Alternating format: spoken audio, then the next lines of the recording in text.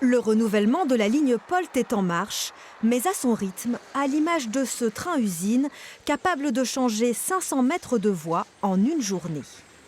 1,6 milliard € sont prévus pour régénérer les voies, c'est-à-dire les remettre à niveau, mais sont aussi nécessaires des travaux de modernisation de l'axe, en plus du renouvellement des rames. C'est une ligne qui a besoin d'investissement, les investissements ils sont là. C'est-à-dire pendant longtemps, elle en a peut-être manqué, mais aujourd'hui, il y a des investissements de l'État pour ces trains, il y a de nombreux investissements d'SNCF Réseau et de l'État également sur l'infrastructure, et ils sont nécessaires. 2h49 de trajet entre Limoges et Paris en 2025, c'est l'objectif affiché.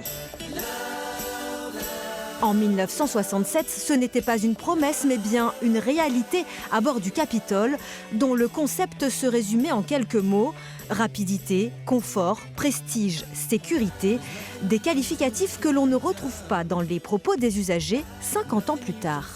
On n'est jamais sûr d'arriver à l'heure déjà, donc c'est très stressant lorsqu'on a ou des correspondances à Paris, ou des rendez-vous, ou des avions à prendre. Un coup c'est une bombe, un colis piégé, un sanglier qui traverse la voie, des feuilles qui sont en travers, alors là on ne sait pas.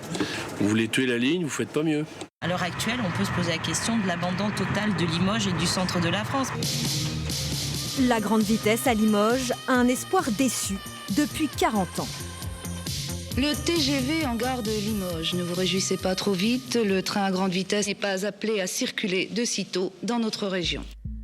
Train pendulaire, LGV Limoges-Poitiers et même Hyperloop, les Limousins auront surtout vu défiler les projets et les engagements non tenus. Il faut même se fixer le cap d'aller vers les 2h30. C'est à notre portée. Et pourtant, le service public ferroviaire continue de se dégrader. Ce qu'on vit sur l'arrêt en ce moment à cause du déraillement et soudain, il y a plusieurs dizaines d'années, on aurait trouvé une solution de substitution pour les voyageurs, les amener jusqu'à Limoges et les faire descendre plus bas. Aujourd'hui, la question reste ouverte.